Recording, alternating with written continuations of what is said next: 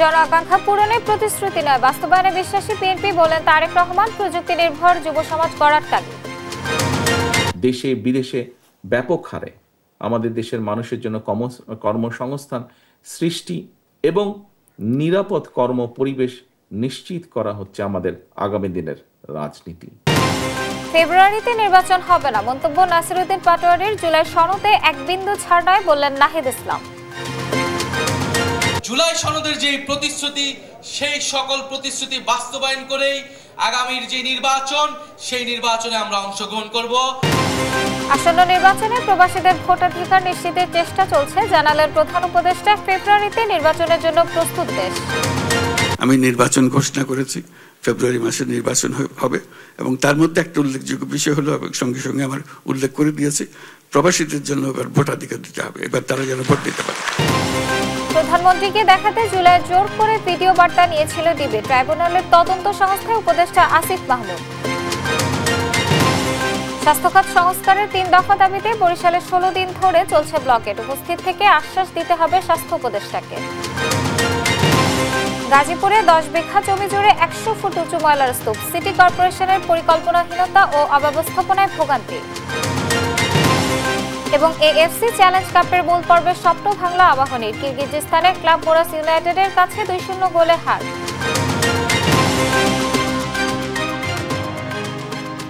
দেখছিলেন সংবাদ শিরোনাম। সংবাদ সকালের সাথে আছে আমি আফ্রোদিতি মোশাররফ পার্বণ। এবার বিস্তারিত।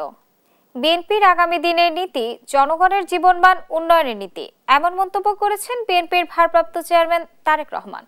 বলেন, জনগণের আকাঙ্ক্ষা পূরণে প্রতিশ্রুতি নয়, বাস্তবায়নে বিশ্বাস করে বিএনপি, আর এ নিয়েই কাজ করছে দলটি। সাইফুল রিপনের প্রতিবেদন। আন্তর্জাতিক যুব দিবস উপলক্ষে বাংলাদেশ চীন মৈত্রী সম্মেলন কেন্দ্রে আলোচনা সভার আয়োজন করে জাতীয়তাবাদী ছাত্র দল, যুব দল ও স্বেচ্ছাসেবক দল। ভিন্ন দেশের রাজনৈতিক চর্চা বাদ দিয়ে বাংলাদেশপন্থী রাজনীতির চর্চা নিশ্চিতে উদ্যোগী হতে রাজনৈতিক দলগুলোর প্রতি আহ্বান জানান আমন্ত্রিত বক্তারা।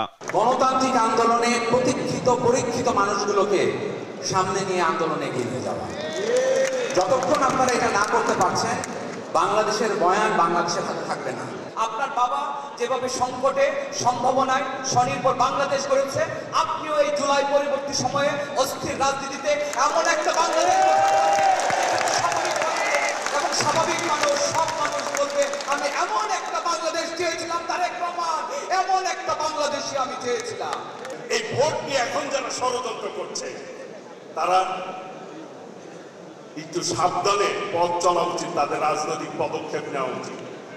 জনগণ থেকে, যুব সমাজ থেকে কিন্তু আপনারা বিচ্ছিন্ন হয়ে যাবেন। জনগণের মন জয় করতে নেতাকর্মীদের নির্দেশনা দিয়ে বিএনপি মহাসচিব মির্জা ফখরুল ইসলাম আলমগীর বলেন, বিএনপিকে অপবাদ দিয়ে খাটো করার ষড়যন্ত্র চলছে। অনেকে অনেক কথা বলতে থাকুন, আমাদের নেতার দূরদৃষ্টির কারণে, তার প্রজ্ঞাময় রাজনীতির কারণে তিনি কিন্তু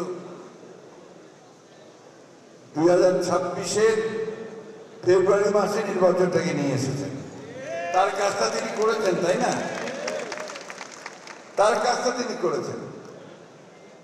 এখন আমাদের কাজ হচ্ছে এই নির্বাচনটা যেন সুষ্ঠুভাবে সম্পাদিত হয়, আমরা যেন এটাকে সুষ্ঠুভাবে শেষ করতে পারি। আমাদের দিকে আঙুল তুলে কেউ যেন দেখিয়ে বলতে না পারে যে আমরা ওই আওয়ামী লীগের মতো জোর করে নিয়ে গেছি, এটা যেন কেউ বলতে না পারে। দলের ভারপ্রাপ্ত চেয়ারম্যান তারেক রহমান বলেন, প্রযুক্তি নির্ভর বিশ্বে প্রতিযোগিতায় টিকে থাকতে তরুণ প্রজন্মকে প্রযুক্তি জ্ঞানে প্রস্তুত হতে হবে। তার জন্য জনরায় পেলে সব ধরনের উদ্যোগ নেবে বিএনপি। প্রযুক্তি নির্ভর দক্ষতার বিকল্প নেই। দেশে বিদেশের যে চলমান বাস্তবতা আমরা উপলব্ধি করছি, দেশে বিদেশে ব্যাপক হারে আমাদের দেশের মানুষের জন্য কর্মসংস্থান সৃষ্টি এবং নিরাপদ কর্ম পরিবেশ নিশ্চিত করা হচ্ছে আমাদের আগামী দিনের রাজনীতি। বলেন, শুধু প্রতিশ্রুতি নয়, প্রতিশ্রুতি বাস্তবায়নের রাজনীতিতে বিশ্বাস করে বিএনপি। বিএনপি বিশ্বাস করে প্রতিশ্রুতির বাস্তবায়ন, এবং এই কারণেই কিন্তু বিএনপি প্রত্যেকটা সেক্টরে যেই পরিকল্পনাগুলো আপনাদের সামনে তুলে ধরলাম, এই পরিকল্পনাগুলো কিভাবে বাস্তবায়ন করা যায় সেটার জন্য আমাদের একটা প্ল্যানিং আমরা তৈরি করছি। দেশবাসীর সমর্থন চেয়ে তারেক রহমান বলেন, আগামী নির্বাচনে ধানের শীষে ভোট দিন, দেশ গড়ার সুযোগ দিন। ভোট দিলে ধানের শীষে দেশ গড়ব মিলেমিশে। সাইফুল রিপন, দেশ টিভি, ঢাকা। বাংলাদেশ। জুলাই সনদের ক্ষেত্রে সরকারকে এক বিন্দুও ছাড় দেবেন না বলে জানিয়েছেন জাতীয় নাগরিক পার্টি এনসিপির আহ্বায়ক নাহিদ ইসলাম। মঙ্গলবার রাজধানীর কৃষিবিদ ইনস্টিটিউশনে আন্তর্জাতিক যুব দিবস উপলক্ষে এনসিপির যুব সংগঠন জাতীয় যুব শক্তি আয়োজিত জাতীয় যুব সম্মেলন 2025 অনুষ্ঠানে প্রধান অতিথির বক্তব্যে তিনি একথা বলেন। আর দলটির মুখ্য সংগঠক নাসিরউদ্দিন পাটোয়ারী আগামী বছরের ফেব্রুয়ারি মাসে নির্বাচনের তীব্র বিরোধিতা করেন। বিস্তারিত মাকদুরা মিতির রিপোর্টে। আন্তর্জাতিক যুব দিবস উপলক্ষে রাজধানীর কৃষিবিদ ইনস্টিটিউশন বাংলাদেশ কেআইবিতে অনুষ্ঠিত হয় জাতীয় নাগরিক পার্টি এনসিপির যুব সংগঠন জাতীয় যুব সম্মেলন। যুব শক্তির আহ্বায়ক অ্যাডভোকেট মোহাম্মদ তারিকুল ইসলামের সভাপতিত্বে সম্মেলনে প্রধান অতিথি হিসেবে উপস্থিত ছিলেন এনসিপির আহ্বায়ক নাহিদ ইসলাম। আমরা করছি। এ সময় নাহিদ ইসলাম বলেন, 24-এর গণ অভ্যুত্থানকে ব্যর্থ করতে সকল ধরনের আয়োজন করা হয়েছে। জুলাই ঘোষণাপত্রে ছাড় দেয়া হলেও জুলাই সনদে এক বিন্দুও ছাড় দেয়া হবে না। গত 1 বছর ছাড় দিয়েছি, জুলাই ঘোষণাপত্রে ছাড় দিয়েছি, জুলাই সনদে কোনো ছাড় হবে না। অন্তর্বর্তী সরকার যে প্রতিশ্রুতি দিয়ে, যে শহীদের রক্তের উপর দিয়ে প্রতিষ্ঠিত হয়েছে, সেই প্রতিশ্রুতি আদায় না করে এই সরকার যেতে পারবে না। এ সময় জাতীয় নাগরিক পার্টির এনসিপির মুখ্য সংগঠক নাসিরউদ্দিন পাটোয়ারী আগামী ফেব্রুয়ারি মাসে জাতীয় নির্বাচন অনুষ্ঠানে তীব্র বিরোধিতা করেন। ফেব্রুয়ারিতে নির্বাচন হবে না। যদি ফেব্রুয়ারিতে নির্বাচন হয়, আমার যে ভাইয়েরা শহীদ হয়েছিল, রক্ত দিয়েছিল সংস্কারের জন্য, একটি নতুন সংবিধানের জন্য, তাহলে কবরে গিয়ে তার লাশটা ফেরত দিতে হবে এই সরকারকে। যদি সংস্কার কাজ শেষ না করে নির্বাচন হয়, তাহলে এই সরকারকে আমার ভাইয়ের হাতটা ফিরিয়ে দিতে হবে। আওয়ামী লীগকে পুনর্বাসনের চেষ্টা চলছে বলে মন্তব্য করেন জাতীয় নাগরিক পার্টির দক্ষিণাঞ্চলের মুখ্য সমন্বয়ক হাসনাত আব্দুল্লাহ। আমরা জানি আমাদের রাষ্ট্রের বিরুদ্ধে বিভিন্নভাবে ভারতে বসে ষড়যন্ত্র করা হচ্ছে। আওয়ামী লীগের বি টিমকে আবার আমাদের রাজনৈতিক ময়দানে নামিয়ে আসা হয়েছে। আওয়ামী লীগকে আমরা যেভাবে প্রতিরোধ করেছি, ঠিক একইভাবে আওয়ামী লীগের বি টিম যে নামে রাস্তায় নামুক না কেন, আমরা তাকে প্রতিরোধ করব। বলেন, ভারতে বসে রাষ্ট্রের বিরুদ্ধে বিভিন্ন ষড়যন্ত্র করা হচ্ছে। সকল রাজনৈতিক দলকে ঐক্যবদ্ধ থাকতে হবে, অন্যথায় আওয়ামী লীগ এর সুযোগ নেবে। ভবিষ্যতের কাছে যেন আমরা দেখছি। মাকদুরা মিতি, দেশ টিভি, ঢাকা। গণ অভ্যুত্থানের পর বৈষম্য বিরোধী ছাত্র আন্দোলন থেকে রাজনৈতিক দল হিসেবে নতুন মাত্রা নিয়ে আত্মপ্রকাশ করে জাতীয় নাগরিক পার্টি। কিন্তু 6 মাস না যেতেই নানা বিতর্কিত কর্মকাণ্ডে সমালোচিত দলটি 6 মাসে প্রায় 11 নেতাকে শোকজ করে এনসিপি। দলটির শীর্ষ নেতারা জানান, দলীয় নেতা কর্মীরা যেন অপরাধে জড়াতে না পারে সেজন্য জবাবদিহিতা নিশ্চিত করতে ব্যবস্থা নেওয়া হচ্ছে। আরো জানাচ্ছেন শাহাদাত তিশাদ।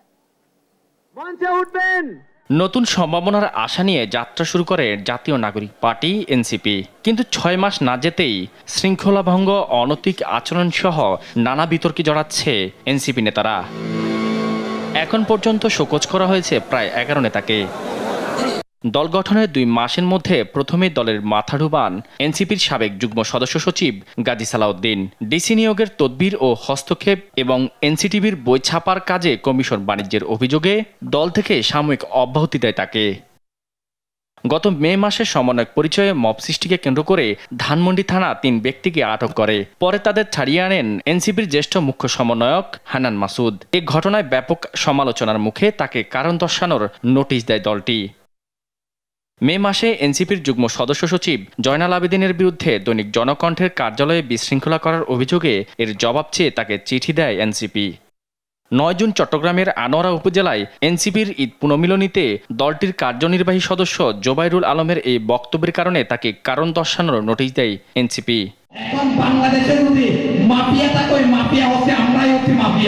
এদিকে অনৈতিক আচরণের অভিযোগে গত 17 জুন এনসিপির যুগ্ম আহ্বায়ক সারোয়ার তুষারকে কারণ দর্শানোর নোটিশ দেয়। লিখিত বক্তব্যে বিষয়টি নিষ্পত্তি না হওয়া পর্যন্ত তাকে দলের সব সাংগঠনিক কার্যক্রম থেকে বিরত থাকতে বলা হয়। তুষার ব্যাখ্যা দিলেও এখনো তাকে নিয়ে একের পর এক হেনস্থার অভিযোগ তুলে যাচ্ছেন নীলা ইসরাফিল নামে এক নারী। যেসব নগ্ন জিনিস আমার কাছে আছে সেগুলো আমি প্রকাশ করতে বাধ্য হব। এছাড়া দলের এক নেতাকে মারধরের ঘটনায় রাজশাহী জেলা যুগ্ম সমন্বয়ক নাহিদুল ইসলামকে ২৭ জুন দল থেকে সাময়িক অব্যাহতি দেওয়া হয়। এছাড়া বৈষম্য বিরোধী ছাত্র আন্দোলনের সদস্য সচিব মাসুম বিল্লাহকে কুপিয়ে জখমের ঘটনায় ২৫ জুন এনসিপির মাদারীপুর জেলা ও সদর উপজেলার সমন্বয় কমিটিও স্থগিত করা হয়। পাশাপাশি মাদারীপুর জেলা কমিটির ২ নেতাকে সব পদ থেকে বহিষ্কারও করেছে এনসিপি। এদিকে জাতীয় নাগরিক পার্টির চট্টগ্রাম নগরের যুগ্ম সমন্বয়কারী নিজামুদ্দিনের চাঁদা চাওয়ার ভিডিও ছড়িয়ে পড়ার পর তাকে কারণ দর্শানোর চিঠি দিয়েছে দলটি। সবচেয়ে আলোচিত ঘটনা শীর্ষ ৫ নেতাকে শোকজ। জুলাই গণঅভ্যুত্থানের প্রথম বর্ষপূর্তিতে অনুপস্থিত থেকে গেল ৫ আগস্ট কক্সবাজার সফরে যাওয়ার ঘটনায় জাতীয় নাগরিক পার্টির মুখ্য সমন্বয়ক নাসির উদ্দিন পাটোয়ারি, দক্ষিণাঞ্চলের মুখ্য সংগঠক হাসনাত আবদুল্লাহ, উত্তরাঞ্চলের মুখ্য সংগঠক সার্জিস আলম, জ্যেষ্ঠ যুগ্ম সদস্য সচিব ডাক্তার তাসনিম জারা ও যুগ্ম আহ্বায়ক খালেদ সাইফুল্লাহকে কারণ দর্শানোর নোটিশ দেয় দলটি। দুদিনের মাথায় কারণ দর্শানোর নোটিশের জবাব দিয়েছে তারা। এমন বিতর্কিত কর্মকাণ্ডের বিষয়ে দলের অবস্থান নিয়ে দেশ টিভির সাথে কথা হয় এনসিপির যুগ্ম সদস্য সচিবের সাথে। দেশ টিভিকে তিনি জানান, স্বচ্ছতা ও জবাবদিহিতার কারণেই দলের এমন সিদ্ধান্ত। এটা আসলে একটা প্রক্রিয়া, আমরা এই প্রক্রিয়াটা চালু করেছি, আমরা এটা চালু রাখতে চাই। আমি মনে করি যে মানুষ এটা পজিটিভলি নেয়। এনসিপির সমালোচনাকে স্বাগত জানিয়ে তিনি বলেন, প্রোপাগান্ডা না ছড়িয়ে যাচাই করে সমালোচনা করা উত্তম। একটা রাজনৈতিক দল তো জনগণের প্রতিনিধিত্ব। শাহাদাত নিশাদ, দেশ টিভি, ঢাকা। বাংলাদেশের আসন্ন জাতীয় নির্বাচনে প্রবাসীদের অংশগ্রহণ নিশ্চিত করতে কার্যকর পদক্ষেপ নিচ্ছে সরকার। মালয়েশিয়ার কুয়ালালামপুরে প্রবাসী বাংলাদেশিদের সঙ্গে মতবিনিময় সভায় একথা জানিয়েছেন প্রধান উপদেষ্টা ডক্টর মোহাম্মদ ইউনূস। প্রবাসীদের অভিযোগ, সমস্যা ও সম্ভাবনা নিয়ে সরকারের পক্ষ থেকে নানা উদ্যোগের কথাও জানান তিনি। বিস্তারিত মাহবুব তামিমের প্রতিবেদনে। মালয়েশিয়ার রাজধানী কুয়ালালামপুরে আয়োজিত এক সভায় প্রবাসীদের সঙ্গে মতবিনিময় করেন প্রধান উপদেষ্টা প্রফেসর মোহাম্মদ ইউনূস।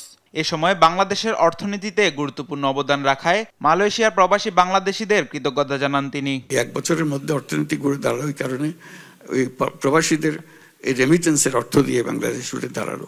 আমি সকল প্রবাসীদের আজকে যারা এখানে উপস্থিত আছে তারা এবং যারা উপস্থিত নাই তাদেরকেও একসঙ্গে আমরা তাদের দিই ধন্যবাদ জানাই।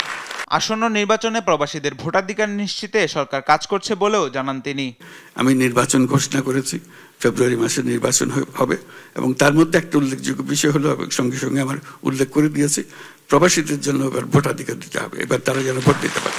আশা করি নির্বাচন সুন্দর একটা নির্বাচনের মাধ্যমে আমরা ক্ষমতা নির্বাচিত প্রতিনিধিদের কাছে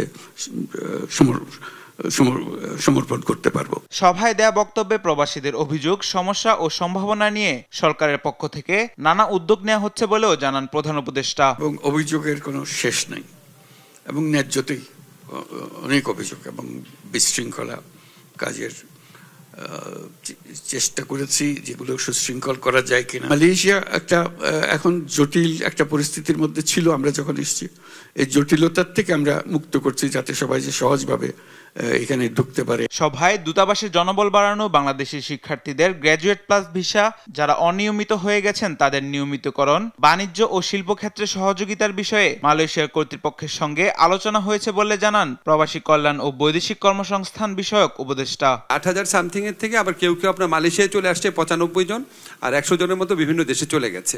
বাকি যারা আছে ওনাদের প্রসেস শুরু হয়েছে। এই মাসে প্রথম আমরা ইয়েটা পেয়েছি, রিকোয়ারমেন্টটা পেয়েছি অল্প সংখ্যক, কিন্তু এটা আমাদের এই ৩১শে ডিসেম্বরের মধ্যে ওনারা যতজন যেতে চায় ততজন আসতে পারবে। মাহবুব তামিম, নিউজ ডেস্ক, দেশ টিভি। আসন্ন ত্রয়োদশ জাতীয় সংসদ নির্বাচনে ভোটার সংখ্যা ১২,৭৮,৭৫ জন হতে পারে বলে জানিয়েছে নির্বাচন কমিশন। এছাড়াও আগামী সংসদ নির্বাচনে সম্ভাব্য ভোট কেন্দ্রের সংখ্যা ৪৫,০৯৮টি, আর ভোট কক্ষ থাকবে ২,৮০,৫৬৪টি, আর ভোট গ্রহণ কর্মকর্তা হিসেবে দায়িত্ব পালন করবে ৯,৩১,১৩১ জন। আসন্ন নির্বাচন সামনে রেখে ভোট গ্রহণ কর্মকর্তাদের প্রশিক্ষণ দেওয়া হবে। এদিকে ইসি জানিয়েছে, আসন্ন নির্বাচন পর্যবেক্ষণে দেশীয় ৩১৮টি প্রতিষ্ঠান নির্ধারিত সময়ে আবেদন করেছে। এছাড়া পরে আবেদন করে আরও ১৩ পর্যবেক্ষক সংস্থা।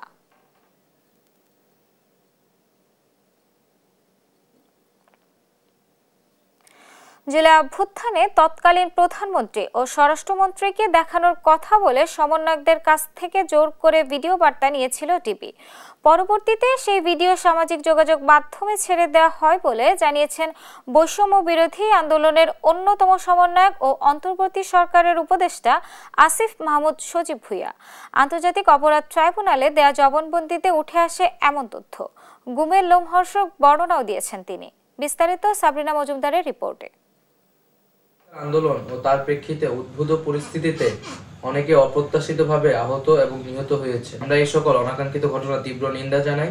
সার্বিক স্বার্থে আমরা এই মুহূর্তে থেকে আমাদের কর্মসূচি প্রত্যাহার করছি। জুলাই অভ্যুত্থানের আন্দোলন যখন তুঙ্গে, তখন আন্দোলনকে দুর্বল করতে গুম করা হয় নাহিদ ইসলাম, হাসনাত আব্দুল্লাহ, নুসরাত তাবাসসুম, আবু বাকের মজুমদার, সার্জিস আলম, আসিফ মাহমুদ সজীব ভুঁইয়া সহ বৈষম্য বিরোধী ছাত্র আন্দোলনের 6 সমন্বয়ককে দেয়া হয় ডিবি হেফাজতে। সে সময়কার ডিবি হেফাজতে গুম থাকা অবস্থায় হওয়া ঘটনার লোমহর্ষক বর্ণনা দিয়েছেন বর্তমান ক্রিয়া উপদেষ্টা আসিফ মাহমুদ সজীব ভুঁইয়া। কোটা বৈষম্য দূরীকরণে আমাদের সকল বাধা অতিক্রম করে সাফল্য ছিনিয়ে আনবো। আন্তর্জাতিক অপরাধ ট্রাইব্যুনালের তদন্ত সংস্থায় দেয়া জবানবন্দিতে উঠে আসে 19 জুলাই ইন্টারনেট বন্ধ থাকা অবস্থায় তাকে তুলে নেয় ডিজিএফআই এর সদস্যরা।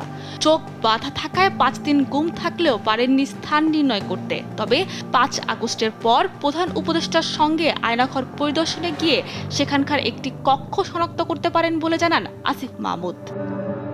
আন্দোলনের শুরু থেকেই ডিজিএফআই এর একটি পক্ষ সমঝোতায় চেষ্টা চালায় বলে জানান আসিফ। এ সময় তৎকালীন শিক্ষা প্রতিমন্ত্রী মুহিবুল হাসান চৌধুরী নওফেলের সঙ্গে কথোপকথনের স্ক্রিনশট দেখিয়ে সমঝোতার প্রস্তাবও দেয় সিটিটিসির একজন ঊর্ধ্বতন কর্মকর্তা।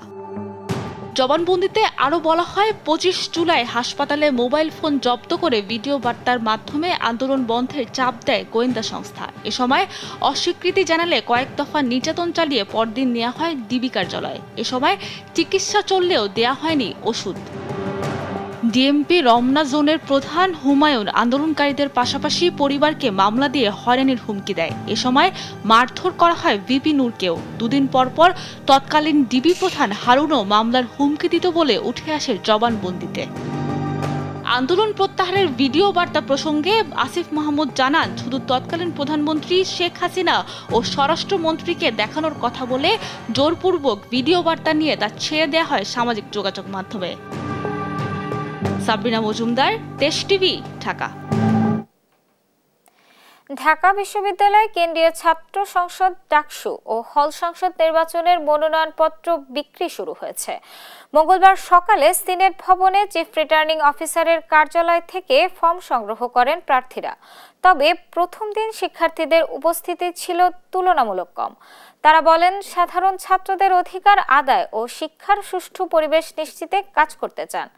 আলিমুজ্জামান সাফওয়ানের রিপোর্ট। 6 বছর পর দরজায় কড়া নাড়ছে ঢাকা বিশ্ববিদ্যালয় শিক্ষার্থীদের বহুলকাঙ্ক্ষিত ডাকসু ও হল সংসদ নির্বাচন। একে ঘিরে প্রার্থিতা নিয়ে ক্যাম্পাস জুড়ে চলছে নানা আলোচনা। নতুন 3টি পদ যোগ করে ডাকসুর মোট পদ এবার 28টি। এছাড়া প্রতিটি হলে 13টি সহ সব মিলিয়ে 41টি পদে নেতা নির্বাচনে এবার ভোটাধিকার প্রয়োগ করবেন 39,775 জন। তফসিল অনুযায়ী মঙ্গলবার সকাল 10টায় মনোনয়ন ফরম বিক্রি শুরু করে বিশ্ববিদ্যালয় প্রশাসন। শুরুর দিনে নির্ধারিত 5 জন সমর্থক সহ অনেকেই সংগ্রহ করেন মনোনয়ন ফরম। রাজনৈতিক দল সমর্থিত কোনো প্রার্থী মনোনয়ন সংগ্রহ না করলেও স্বতন্ত্র প্রার্থীরা জানান, নির্বাচন হলে পাশে থাকবেন সাধারণ শিক্ষার্থীদের, কাজ করবেন শিক্ষার মান উন্নয়নে। স্টুডেন্টরা চায় যে তাদের একটা প্রতিনিধি নির্বাচিত হোক, এই প্রতিনিধিগুলো তাদের জন্য কাজ করুক, তাদের দাবি দেওয়া তুলে ধরুক। আমি যেই ক্ষেত্রে নির্বাচিত হব, আমি সেই প্রত্যেক হলে হলে গিয়ে তাদের কি সমস্যা, সেই সমস্যাগুলো আইডেন্টিফাই করে সেই সমস্যাগুলোকে যাচাই করতে পারবো। ইনশাল্লাহ আমি যদি নির্বাচিত হতে পারি এবং যদি আমাকে সবাই সমর্থন দেন, তাহলে পরে আমার যে প্রত্যাশা বা যে আমার প্রতিশ্রুতি সেটা আমি বাস্তবায়ন করতে পারবো ইনশাল্লাহ। এদিকে নির্বাচন পেছানো নিয়ে কোনো শঙ্কা দেখছেন না চিফ রিটার্নিং অফিসার। বলেন, গণঅভ্যুত্থানের বিরুদ্ধে অবস্থান নেওয়া কেউ ভোটার তালিকায় থাকছে না। কমিশনের পক্ষ থেকে এখন পর্যন্ত কোনো ধরনের থ্রেট আমরা দেখছি না, কারণ আমরা ছাত্র সংগঠনগুলো প্লাস অংশীজন সবার সাথে আমাদের একাধিকবার মিটিং হয়েছে। আমরা সব মিটিং থেকে একটা জিনিস আমরা স্পষ্ট বার্তা পেয়েছি যে সবাই ইলেকশন চায়। মঙ্গলবার শুরু হওয়া মনোনয়ন ফরম বিতরণ চলবে আগামী 18 আগস্ট পর্যন্ত। আলিমুজ্জামান সাফওয়ান, দেশ টিভি, ঢাকা। গেল এক বছরে দুদক অনুসন্ধান করে 1743 আসামির বিরুদ্ধে 452টি মামলা করেছে। এর মধ্যে 348টি মামলারই চার্জশিট দিতে পেরেছে সংস্থাটি। এক্ষেত্রে দুদকের সফলতা 77% হলেও আসামি গ্রেফতারে তা হতাশাজনক। এর কারণ হিসেবে দুদক বলেছে, গ্রেফতারের বিষয়টি অনেকটাই পুলিশের উপর নির্ভর করে। ফজলে আদিত্য রিপোর্ট। গত বছরের 5ই আগস্ট আওয়ামী লীগ সরকার পতনের পর জ্ঞাত আয় বহির্ভূত সম্পদ অর্জনের অভিযোগে একের পর এক মামলা করেছে দুদক। এসব মামলায় আসামি করা হয়েছে সাবেক এমপি, সংসদ সদস্য, সরকারি কর্মকর্তা ও ব্যবসায়ীকে। এই এক বছরে দুদকে জমা পড়া অভিযোগ অনুসন্ধান করে মামলা হয়েছে 452টি। এর 348টিতে চার্জশিট দিয়েছে দুদক। অনুসন্ধানের সিদ্ধান্ত নিয়েছে 845টি। এর মধ্যে মামলা হয়েছে 452টি। এই গত এক বছরে চার্জশিট দেওয়া হয়েছে 348টি। এর মধ্যে 452টি মামলায় আসামি করা হয়েছে 1743 জনকে। গত আগস্ট থেকে 25 জুলাই পর্যন্ত মোট চার্জশিট দেওয়া হয়েছে 1443 জনের নামে। বেগম রোকেয়া বিশ্ববিদ্যালয়ের সাবেক উপাচার্য অধ্যাপক নাজমুল আহসান কলিমুল্লাহ, সাবেক স্বাস্থ্য সচিব জাহাঙ্গীর আলম সহ কয়েকজনকে গ্রেফতারও করেছে দুদক। ফজলে আদিত্য, দেশ টিভি, ঢাকা। জাতিসংঘ শান্তিরক্ষা মিশন মনুস্কোতে দায়িত্বরত বাংলাদেশ পুলিশের নারী কন্টিনজেন্ট ব্যান্ড FPU এক সদস্যদের অসামান্য অবদানের স্বীকৃতি হিসেবে জাতিসংঘ শান্তিরক্ষা পদক দেওয়া হয়েছে। গত 7 আগস্ট এ পদক দেওয়া হয়। মঙ্গলবার পুলিশ সদর দপ্তর এক সংবাদ বিজ্ঞপ্তিতে এসব তথ্য জানায়। বিজ্ঞপ্তিতে বলা হয়, গণপ্রজাতন্ত্রী কঙ্গোর রাজধানী কিনশাসায় দায়িত্বরত 178 শান্তিরক্ষীর মধ্যে 68 জন নারী জাতিসংঘ পদকে ভূষিত হন। অনুষ্ঠানে মনুস্কো কিনশাসার বিভিন্ন শাখায় কর্মরত 23 জনকে ইন্ডিভিজুয়াল পুলিশ অফিসারকে IPO ব্যান্ড FPU একের সঙ্গে যৌথভাবে জাতিসংঘ শান্তিরক্ষা পদক দেওয়া হয়। এ সময় জাতিসংঘ মহাসচিবের বিশেষ প্রতিনিধি বিন্তু কেইতা অনুষ্ঠানে প্রধান অতিথি হিসেবে উপস্থিত ছিলেন।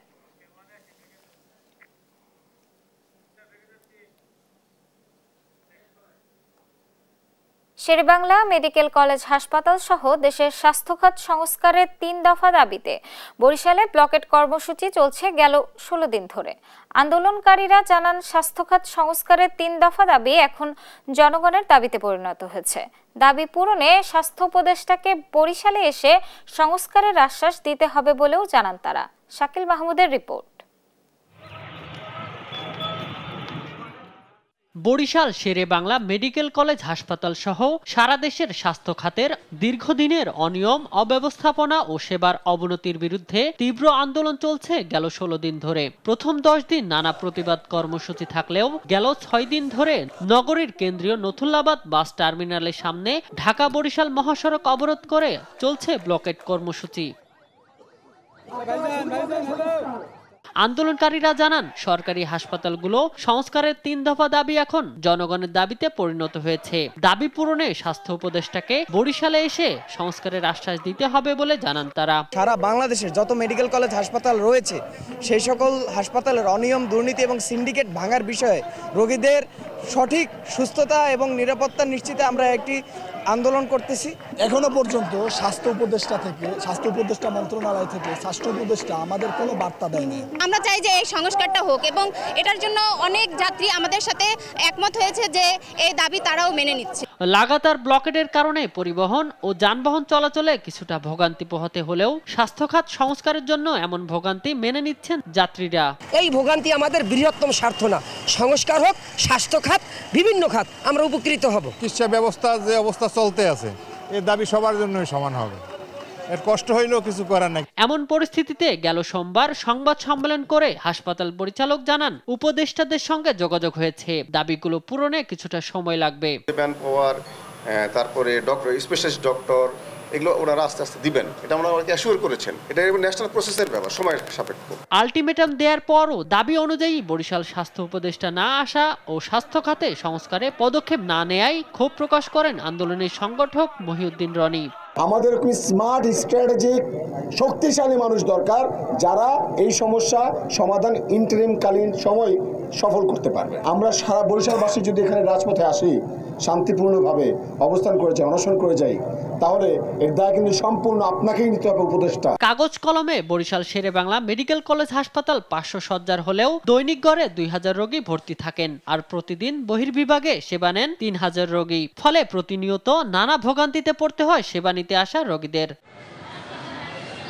শামীম হোসেন, নিউজ ডেস্ক, দেশ TV.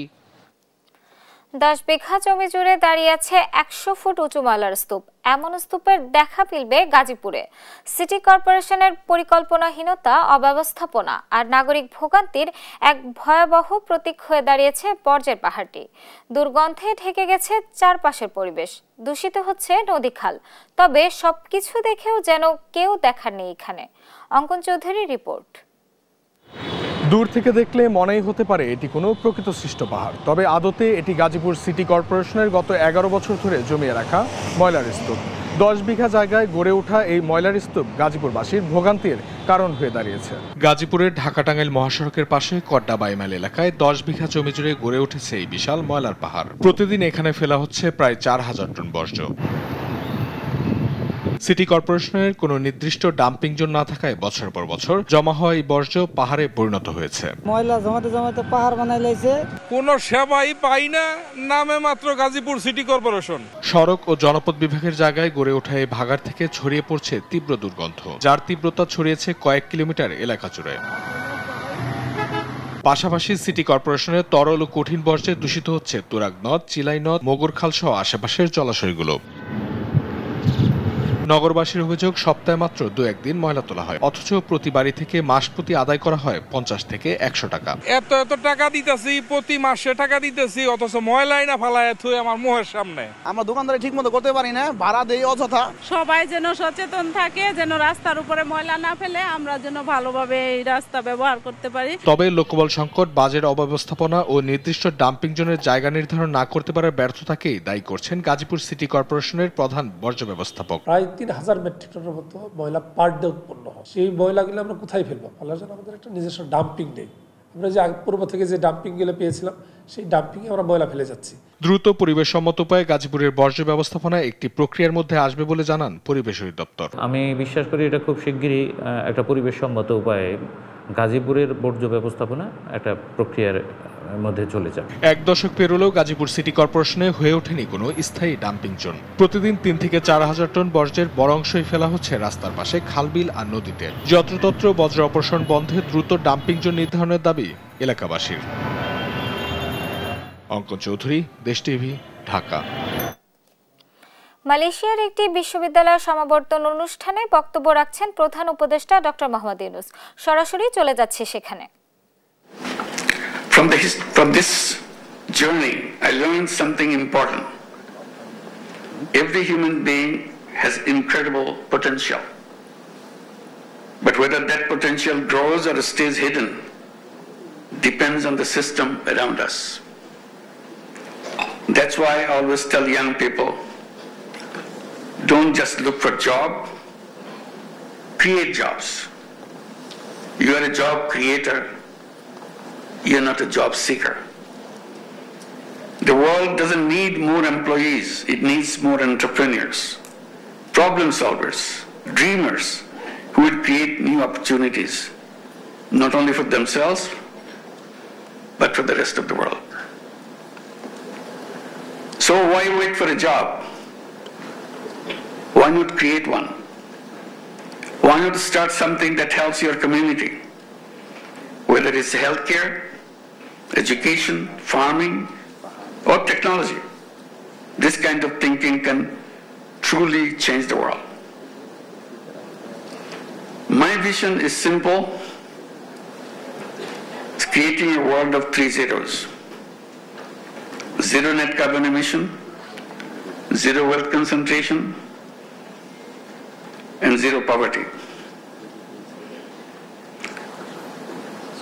By unleashing the entrepreneurship in all. This vision is based on a strong belief a better world is possible.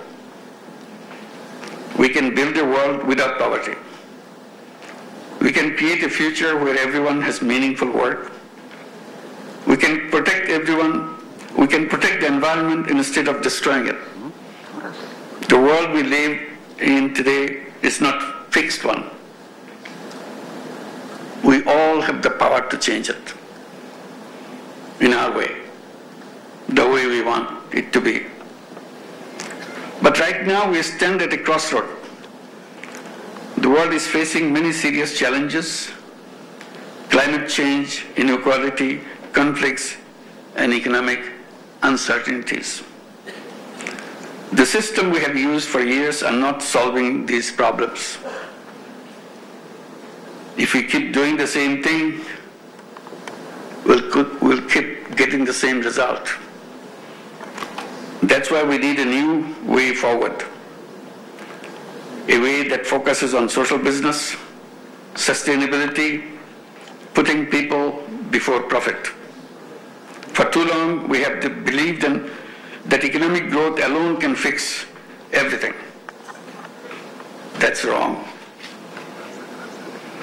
If growth helps a few, leaves millions behind, and that growth is not what we will pursue.